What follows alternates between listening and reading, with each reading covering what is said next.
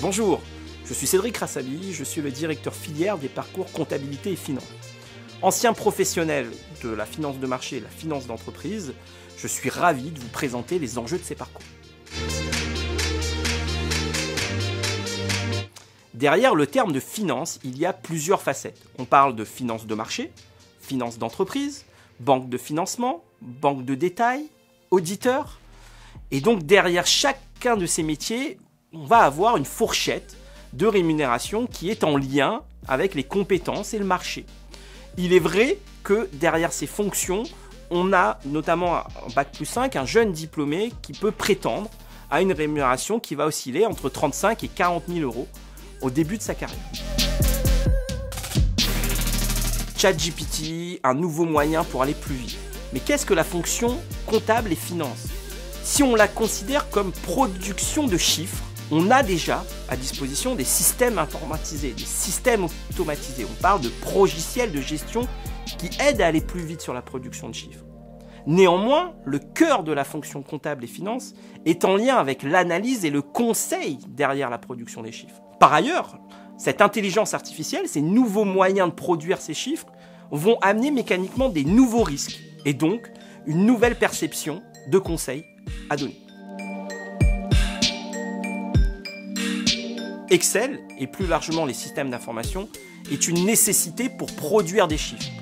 Mais cela ne suffit pas à exercer une fonction cohérente en contrôle de gestion, par exemple.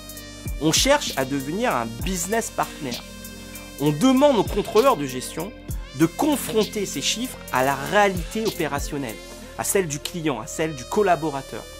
On cherche à ce que le contrôleur de gestion sorte de sa tour d'ivoire, vienne voir les opérationnels et ajuste ses résultats pour avoir une décision la plus éclairée possible.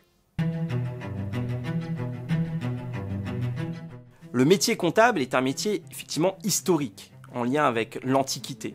Néanmoins, il a subi de nombreuses mutations structurelles.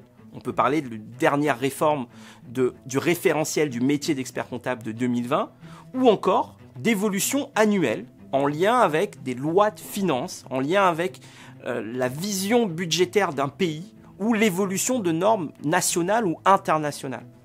Afin de décrypter l'ensemble de ces évolutions, on demande à l'expert comptable d'être en vigilance permanente sur cette veille, en capacité à identifier de nouveaux risques qui émergent typiquement avec l'IA, l'intelligence artificielle, et sa capacité à être encore plus pertinent dans ses préconisations.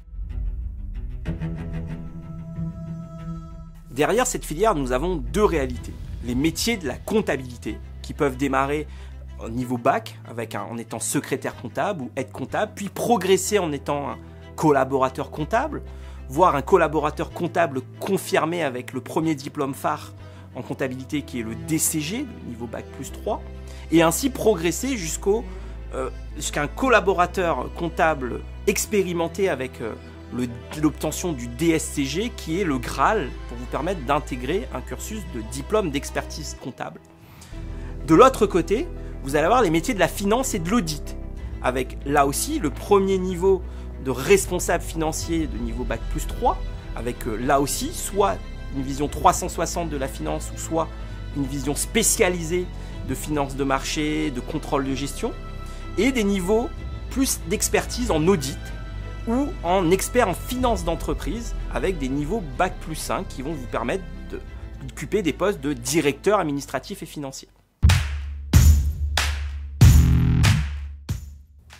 Toutes les formations de cette filière sont accessibles quel que soit votre niveau.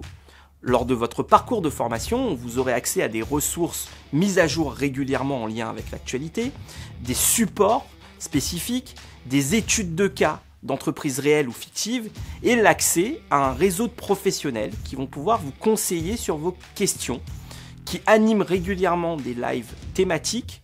Vous aurez également accès à des licences de systèmes d'information pour expérimenter le métier, ainsi que l'accès à des revues d'actualité ou des livres de référence. Tous ces titres sont bien entendu reconnus par l'État et adossés à des partenaires académiques de renom comme l'ESG Finance ou Contalia. Studi et Contalia se présentent depuis 2007 et ont formé des experts à décrypter les chiffres, à être force de conseil et force de proposition. Si vous aussi vous êtes intéressé, rejoignez-nous sur une pédagogie qui a fait ses preuves.